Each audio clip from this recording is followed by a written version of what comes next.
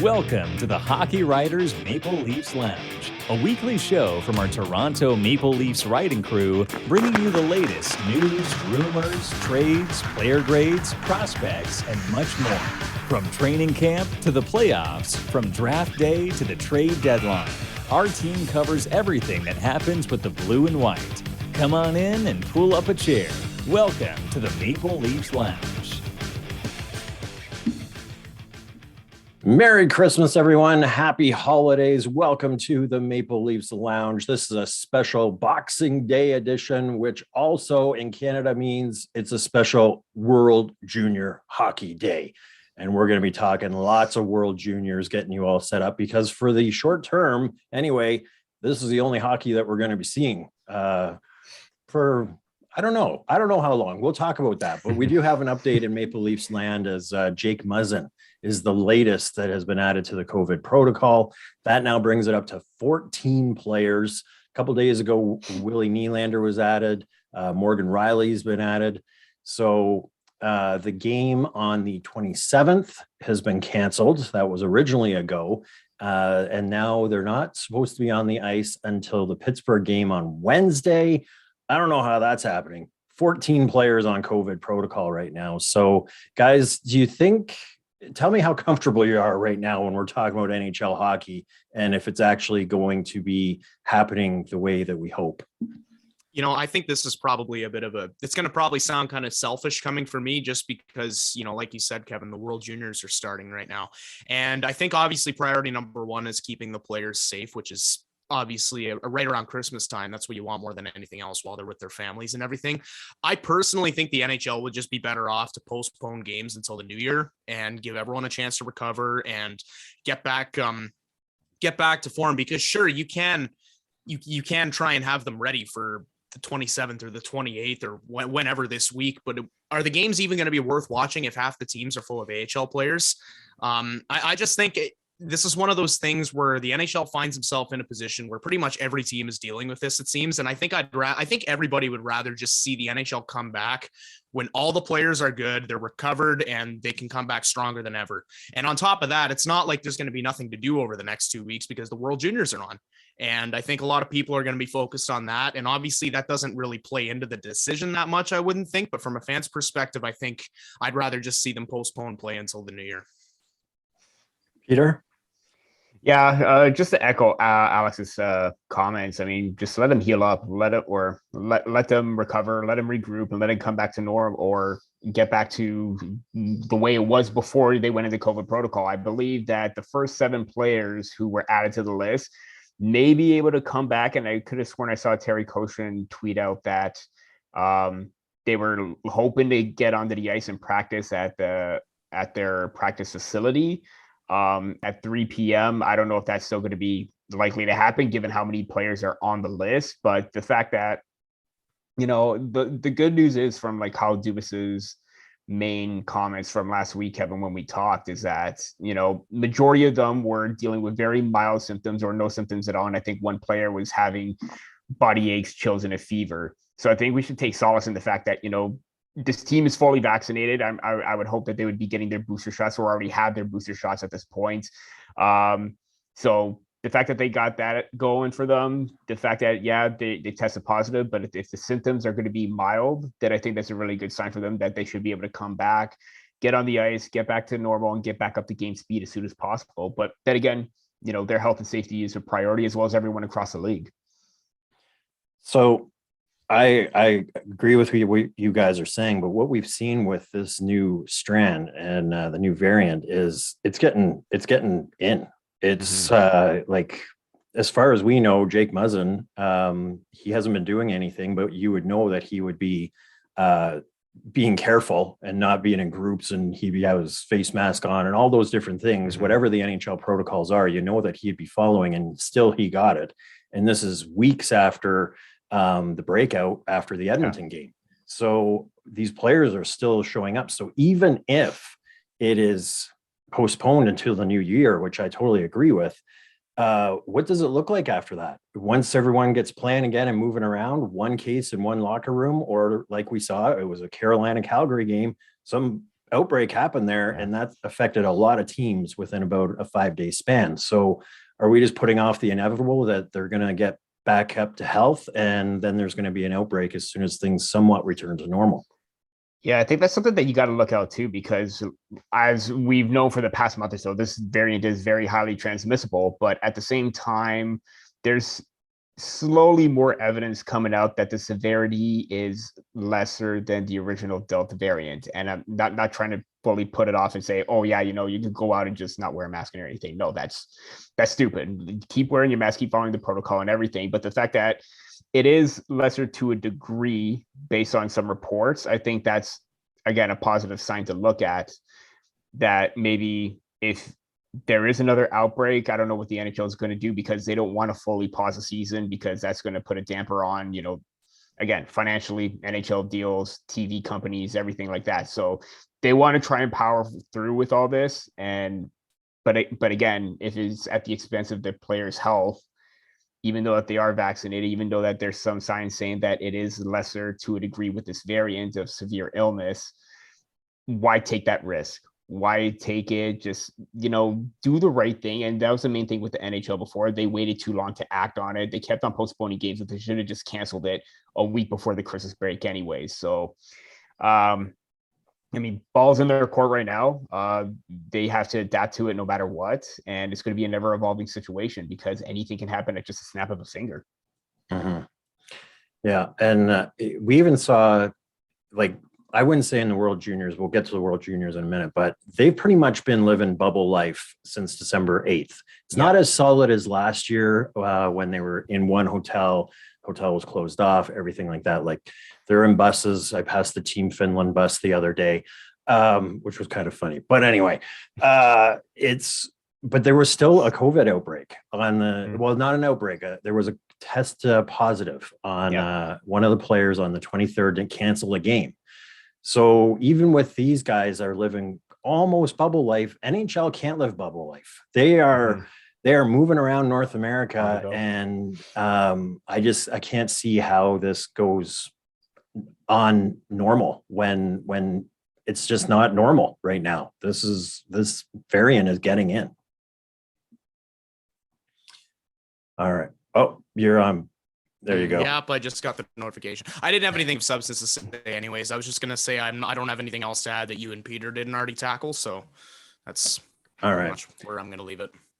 Well, let's switch gears then to the World Juniors, because this is a good thing. World Juniors is going to get more attention, and it really should. These are the best young players in the world, all competing for the second straight year in Alberta. I'm beginning to wonder if once their draft is going to come up, they're going to be like, Edmonton. No, I don't want to go to Edmonton. All I remember from Edmonton is a hotel room and being in COVID protocol the whole time. And why would I want to go there? But it's World Juniors are back. As I said, it was kind of weird to be driving around, and there goes the Team Finland bus, and you're seeing all these different things going on. But there's a lot to watch at this juniors, and we'll start with the Maple Leafs. There's only 3 draft picks for the Maple Leafs that are playing, but there's a lot of players that are draft eligible that could be Leafs coming up. So let's start with Leafs perspectives. Alex, I know you wrote an article about the Leafs guys that are at the juniors, so let's start with you. Yeah, I'm obviously the Leafs prospects are split between Team Finland and Team USA. And for those that aren't aware, the Leafs will have Roni Hirvonen, who will be serving as Finland's team captain this year. He scored a couple of pretty big goals for Finland at last year's tournament. He is going to be back. Same with Topi Niemela. He was the defenseman of the tournament last year. And I'm more excited to watch him than any of the other prospects because, like I said, he was defenseman of the tournament. He finished with 8 points in 7 games. And so the fact that he's coming back for another year leaves me wondering how much he can improve on last season. I think he's going to be the quarterback on a Finland defensive core that's pretty inexperienced this year. And I think that's going to leave a lot of room for him to really impress and show the Leafs what he's made of once again. And then obviously looking at the United States, Matthew Knies is going to be a big part of Team USA's forward group this year. I believe based on what I saw in training camp, he's been playing in the top 6. So he's likely going to get a lot of looks. For those that don't know, what I've seen from Knies' game, he reminds me a lot of a Zach Hyman with a better shot. He's got the same sort of relentless workhorse play style. He'll go into the dirty areas. He'll get in front of the net, but he's also got a really good shot. So I think he's got He's got a lot going for him, and he's going to be an exciting name to keep an eye on at the tournament this year for sure. Yeah, we've liked Knies since he was drafted. And, this is what happens. There's a lot of players out there playing, and we don't pay attention to them until they're drafted. And then it's like, who are we talking about? That was kind of Matthew Knies. He was a higher prospect and then went nowhere because of his bad season last season to start. And he was coming off of COVID and all those things. So he dropped off the radar completely. Leafs steal him in the second round. And I watched his game against Finland. He is strong on the puck. I don't know how defenders can play him. He's in the corners strong. He's got such a huge reach that if he's got his back turned to a defender and the puck out, you've got no chance of getting that puck. And you just see him back and forth. Like he's a talented player. And I think that's going to turn into the steal of that draft for Toronto. Peter, what are you looking at for those three guys? Yeah, definitely Roni Hirvonen is going to take a big step. He's the captain of this team right now. Especially he's going to be one of the many players on the team leading the offense, knowing that Aatu Räty is now out, or he was initially added to the roster, but he was tested positive for COVID, so he couldn't be able to play. But Hirvonen, along with the supporting cast of Samuel Helenius, Ravi Järventie, Oliver Kapanen, and especially Ville Koivunen, who I was really high on as a second-round pick for the Maple Leafs, who was drafted just before Matthew Knies, I believe. Those are some names to keep an eye on for Finland, but also just Hirvonen in general. His shot is just absolutely insane. That game-winning goal against the U.S. in overtime on that 5-minute major went opposite corner, in and out in a snap or in a flash, and that was just absolutely amazing to see because smaller guy, but he's got good puck protection skills, really good speed, good hands, but his shot is it wasn't his greatest asset. They would have liked to see him shoot a little bit more, and he is right now. It's just maybe he's not getting the best puck luck in the Liga, but he does have good power behind it, good accuracy, and if he just needs to utilize that a little bit more like we saw in that game, then he's going to have a really great standout tournament. And he had one last year, but I think this one is going to be really bigger, is going to be on a bigger grand scheme of things or bigger picture for him. Hirvonen looks bigger this year. And he that C fits him really well. And that, like you're saying, you both said that shot. He looks great. And I think Finland, if you missed that game, this was the tune-up game for the US and Finland. US was in total control. Like it was kind of embarrassing for Finland for a while. I'll give you one. It was the shots were 12-2 for Finland at about 15 minutes into the first period, and Finland was up 1-0. Mm-hmm. The States didn't show up. For some reason, between Red Deer and Edmonton, both the US and Russia both fell asleep because they did not show up for the first period. I don't know. I've done that drive several times, and it's not the most scenic route, but it knocked out the US and Russia for some reason. Then when that 5-minute major happened with 3.5 minutes to go in the third period, the shots were 33-14. That's 2 shots for Finland from about midway through the first until the last 3 minutes. Like it was dominant by the US. But that's what's cool about the World Juniors too, is don't look away early because US was in total control.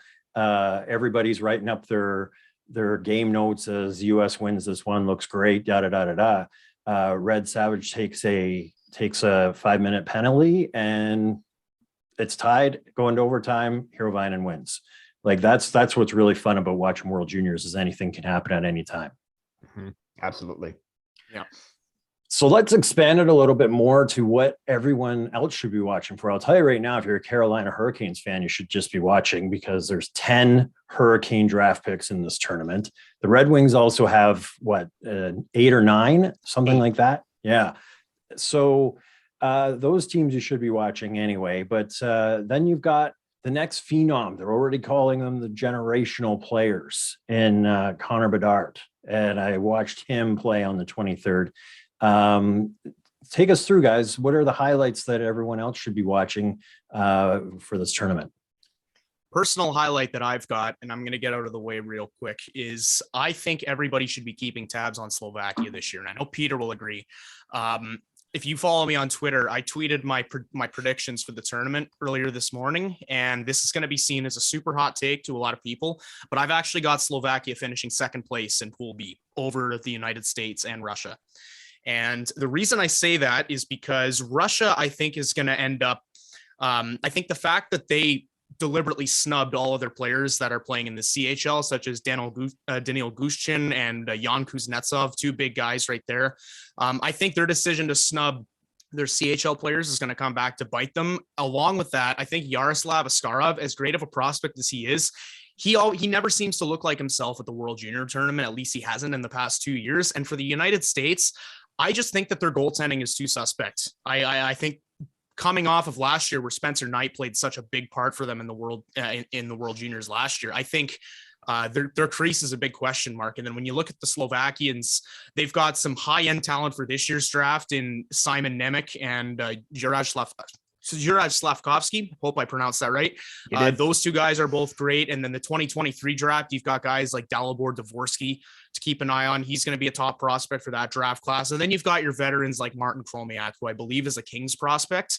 So I think the Slovakians looked very good at certain points last year. And I think this year, with all that experience, the added experience, I should say, from the guys who are returning from last year's tournament, I think they're going to surprise a lot of people this year. So that's my hot take for this year's tournament. Peter, how about you? Yeah, just going back to the U.S. and Russia, I think Russia's downfall is going to be their defense, because during that tune-up game against Canada, they did not look good at all. I mean, they were one step behind, just weren't in position. Canada's puck movement was too quick, and I think that's going to be their downfall. Difference, I think U.S. may be a little bit higher than Russia, is the fact that they got a stellar defensive unit in front of their goaltending, which may be a bit of a weaker point for them this year, as Alex alluded to. So I think that's the reason why I would have U.S. Ahead of Russia or even Slovakia. But yeah, Slovakia is definitely going to be an underdog team this year. For me, it's again, there's just so many great draft eligible prospects this year. I wrote a guide, our draft eligible players to watch, and I included majority of all the 2022 names. Shane Wright, Nemec, Joaquin Kemmel, a lot of names that are in the top 10 that are going to be, they're going to have their name called early. And I think fans are going to get a really great look at them this time around. I think the only other prospect that I have that's outside of like the second round is Liam Bixel from Switzerland, who's just this tall, 6 foot, 217-pound defender. That's just an absolute monster when he's on the ice. Great two-way game, very strong defensively. So I think if the team's looking for a defensive stalwart that has that two-way game, but a very strong defensive mind, Bixel is going to be your guy to try and draft and maybe even take in the first round. There's even consideration that he's going to be a first-round pick. So who wouldn't want a 6'5", 216-pound defender at that late at the stage of the first round? So a lot of great talent, a lot of high-quality skill. I didn't even mention Danila Yurov from Russia, Logan Cooley from the US, and obviously Connor Bedard and Matvey Michkov round 2, because we saw the showcase that they put on at the U18s.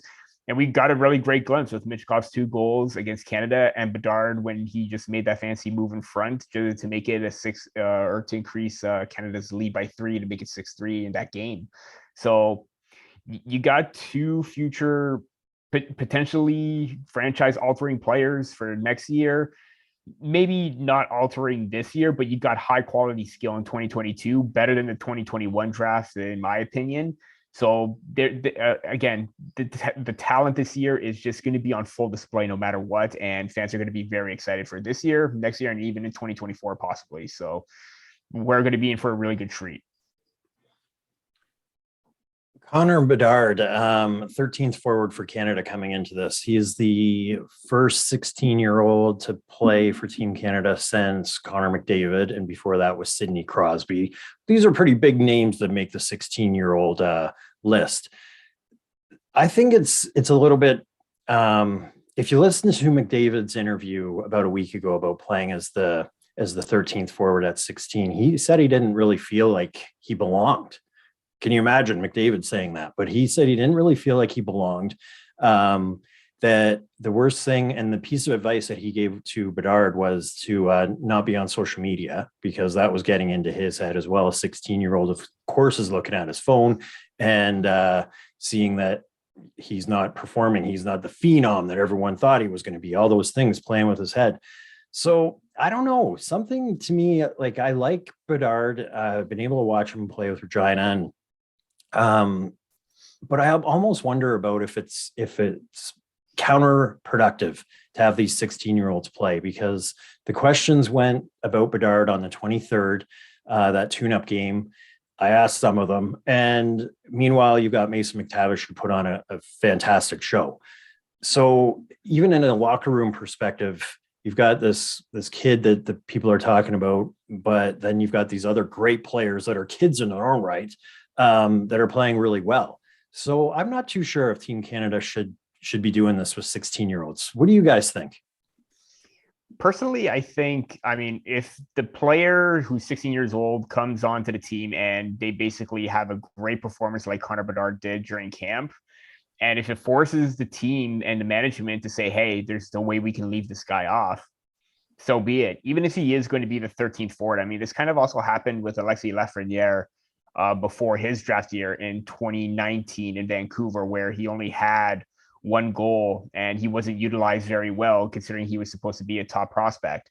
So I think maybe in that you do try to consider both the fact that you want to give the player the ice time, but you also don't want to like exceed expectations or make him come to a level that it's not reasonable. But I think with Connor Bedard's case, given his elite level vision, his shot, his ability, his hands, he's just a full package offensive dynamo. And even if they keep him in the 13th spot, he's going to make an impact on his shift. I mean, we saw that his only 5-on-5 shift that game, and he scores a goal. So I think you got to take that in consideration, that even if like he doesn't produce, he's still going to make something happen. And it kind of refers going back to what Dawson Mercer was for Team Canada in 2020, where, you know, maybe not as high as a prospect, but he was in that 15 to 20 range. And he was a 13th forward, but he did everything that he was supposed to do in that role. I think Connor Bedard is going to excel in that role because he knows his place on the team right now. There's a lot of veteran depth, but if something does happen, you could easily expect him to move up into the lineup no matter what. So I think that they're managing the ice time, having him in that role, I think, and knowing his skill set, it's just a perfect balance. And there's not going to be expectation where it's like, Connor Bedard, you got to go out there and lead the tournament scoring, or, you know, it's going to be lights off your career. That's not going to happen. So the fact that they're taking their time with him, giving him limited minutes, knowing his skill set, he's going to produce and he's going to make an impact regardless. I think if other teams tend to follow that role or that, you know, guideline, I think it's going to be a great success for both the team and the player. I think also a lot of it has to do with the politics surrounding the World Juniors. I think when you look at a team like Canada, they don't really have a history of inviting 16-year-olds onto their team. Not the, like, I noticed that you tend to see that a lot more with the European teams, kind of like Mishkov's doing for Russia this year, like Brad Lambert did for Finland last year. If you look at last year, Shane Wright didn't even make Team Canada, and he's been touted as the 2022 first overall pick for years. And there was chatter that he'd be able to make the team as a 16-year-old last year, but he didn't. So if you make Team Canada as a 16-year-old, you have to be a Connor McDavid or a Connor Bedard guy. Maybe you just have to be named Connor. I don't know. But overall, I think it's just one of those things where Bedard's probably going to start out as the 13th forward because, like you said, Kevin, like social media play has an impact on these guys. And if they were to put Connor Bedard out there in a top 9 role for Canada and he didn't do anything in the first game, then yes, the headlines would start coming out saying, oh, Connor Bedard, is he really all that he's made out to be, et cetera, all that. So I think they're probably going to start him as the 13th forward just to be safe. And just because it sort of reinforces the idea that to be on Team Canada as a 16-year-old, you have to really, really earn your spot there. Having said that, I mean, you said it, Peter, when he got his first 5-on-5 shifts in that game against Russia, he scored a goal on his first shift. So I think it's one of those things where the minute that somebody stops producing, I think Bedard's going to get more of a shot. And I think if he does something with it, he's going to run with it, and he'll probably become one of Canada's regular forwards, because if he ends up being one of their top forwards, which I expect he will be, maybe not necessarily their top forward, but if he ends up making an impact for them, which I expect that he will, then I don't know why Canada would purposely hinder themselves by leaving him as the 13th guy. I expect him to try and take one of those fourth line spots away. I do think that if he does move up in the lineup, it's going to be on that fourth line permanently. Mm-hmm. Well, yeah, and at the end of the day, this is an intense tournament where one little nick can cost a player a tournament. So unfortunately, one of those 12 forwards is going to have an injury at some point during this tournament and give Bedard more time. On the flip side of that, I will say, as good of a goal as Bedard scored, had patience inside. If you watch the play leading up to it, goes to show Cole Perfetti how much they're paying attention to him, because he sucked 3 defenders into him when he had the puck, and all he had to do was find Bedard wide open. No one even in the area code to wait and put that one away. So Perfetti is he's a good player for the Winnipeg Jets as well. So some great Canadian players to watch. McTavish, who is he playing with as well on his line? Ducks. Yeah, with Columbus. Mm-hmm. Geez, if you're here either Columbus or Anaheim, you got to figure out a way to get these guys linked up. They know what they're doing. I would be trading to try to figure that out, because they're on the same wavelength right away. And Dave Cameron was even talking about chemistry is hard to define, is what he said, but to see it manifest so quickly between those two guys is a big bonus for them. I will say too, guys, you know that I'm getting to cover this tournament for the hockey writers in Edmonton here. But Dave Cameron, he makes it difficult for, I won't say he makes it difficult. He doesn't make it easy for media. First off, the Christopher Walken type delivery is kind of different. But then he'll give you like a 2-second answer with like, hey, what'd you think of this? Good. The first question that went to him after that win was, what did you like about your win or about the game? I like the 5-on-5. That's it. You know, usually when coaches are being asked questions like that, they would say, I like the 5-on-5. I thought we cycled the puck really well, blah, blah, blah, blah, blah. About a minute later, you get to ask your second question. Not with Dave Cameron. You've got to have about 4 questions lined up, ready to go, because one of the response to me, I asked about, did Bedard do enough to move up in the lineup? And he said, it's a work in progress. that's it. So it's a work in progress then. Yeah. I guess that's that, you know? All right. Yeah. Well, at least he was straightforward about it. Yeah. They can pretty much just show his press conferences after in entirety, because you kind of need the question answer, because he doesn't make a lot of times when you're hearing coaches, you kind of know what the question was, but when he just says work in progress, it's good. I like the 5-on-5. You kind of need the question leading up to it, but yeah, it's going to be for some interesting times. All right. So, and of course we all think Canada's going to win, right?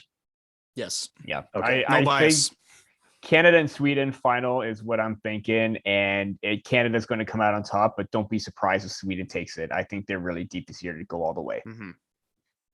All right. This is the Maple Leafs Lounge, brought to you by the Hockey Writers. Make sure you like and subscribe to this YouTube channel, and head on over to thehockeywriters.com. Go to the Discord app as well. We're there too. And make sure you follow us on all your favorite social media platforms as well. So let's wrap up the show now with, we haven't had a lot of hockey to talk about. Alex, you weren't with us last week because I know you were at Bed Bath & Beyond doing your last minute Christmas shopping. But Peter and I, we had said a few things, and I don't know if the ghost of Christmas future had visited us, but we made the predictions of the NHL would be fully postponed and the NHL would pull out of the Olympics, and look what happened. But we're going to wrap up with a little bit of more Christmas stuff because I've got to put out an article. When you can't talk about hockey, what else can you talk about? So it was the Maple Leafs being recast in Christmas classic movies. Because I had said on last week's show that pretty much this entire team could be in a new Christmas Hallmark movie the way they are. So if you got a chance to check out the article, I think the most obvious one, and I actually think while I was writing it, maybe Jack Campbell is actually Buddy the Elf, because there was a lot of things that just kind of lined up. But that's a for sure that those guys line up. I also had John McClane from Die Hard. That is Sheldon Keefe, because yippee-ki-yay. And we won't go any further than that. But there was some other guys. Muzzin is Yukon, or Cornelius Yukon from Rudolph the Red-Nosed Reindeer. So what do you guys think? I know you guys also had some guys. Who would you recast into Christmas classic movies? Peter, I'm going to let you go first on this one because I'm still kind of boiling over on mine. Sorry to put you on the spot like that.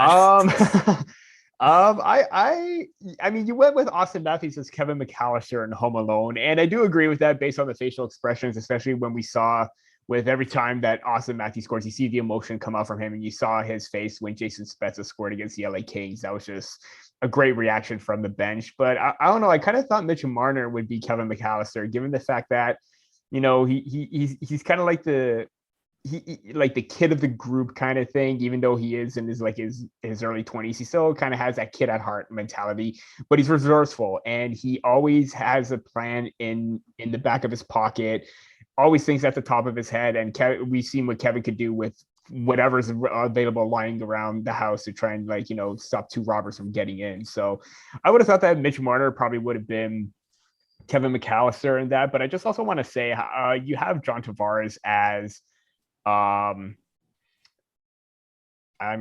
Jingle All the Way. Howard Langston. Yeah. It'll be really funny to just hear John Tavares just say, and not with Arnold Schwarzenegger's, thick accent, but just John Tavares just yell out, "No, Ted, put the cookie down." I just want to hear John Tavares just yell that, because that just sounds really fun. And given the fact that he is a health nut, and he always likes to, take care of his body, mentally, everything like that. I think that that's still a really great comparison for that. So I would love to see John Tavares even dress up as Turbo Man at the end. So why not? I thought that was a really good one. Yeah. You also had the wannabe elf, though. The wannabe dentist elf. Yeah. Ever since William Nylander got drafted, there's always been the comparison to him and Hermie the elf, mainly because of the hair. And why not have him as Ralphie in A Christmas Story? And I could see that, but based on what everyone's seen and everyone's using the meme of Nylander and Hermie, I think we should just cast William Nylander as Hermie the elf. Yeah. Alex, who do you have? Well, I think for Buddy the Elf, if Jack Campbell wasn't such an obvious shoo-in to be Buddy, I think another argument you could make for Buddy is Pierre Engvall, just because how tall he stands over everybody else. Those scenes when he's working in the workshop alongside the other elves and everybody is about a quarter of his size, and then he's just towering above everybody. I think I could see Pierre Engvall in that role. Also, another one I came up with, and I really have no basis to it whatsoever. I can see it. I don't really have anything else to describe it with, but I could see Alex Kerfoot being a little drummer boy. Not sure why. He kind of gives me that kind of vibe. I could see him. He seems like he's a smart guy. He seems like he probably knows his way around a drum beat. So I could see him being cast as a little drummer boy. Not sure why. Yeah. Marches to the beat of his own drum. Yes. Exactly. There you go. I've got a whole new respect for Kerfoot, because it was that interview with a bunch of players to start the season, and Austin Matthews said that Kerfoot never answers his calls. I was like, that is a power move. Yeah, it is. Because Kerfoot, you really got to work to reach out to him. Yeah, Kerfoot goes to the beat of his own drum. He doesn't need this superstar taking up his time. I think he just put it into words better than I could have, Kevin, by saying he marches to the beat of his own drum, because that is very true about him. So yeah, it really does. Well, there you go. That is it for the Christmas special / World Juniors setup. Heading down to the rink now. I know you guys are going to be set up in front of your TSN monitors all day here to watch the action. It's going to be a great week of hockey. Hopefully, but don't cross your fingers. We might have some more Leafs news for next week's show, but I think we're going to be doing more World Juniors, and we're going to be seeing what these new players talk about. I'm really excited to watch the Finland and the US games, because those are some really great prospects for the Leafs that I think are going to be part of the team for a long time to come. So make sure you're watching those games, Leaf Nation. For all of us at the Hockey Writers, happy holidays. Hope you had a great Christmas, and we'll see you next week.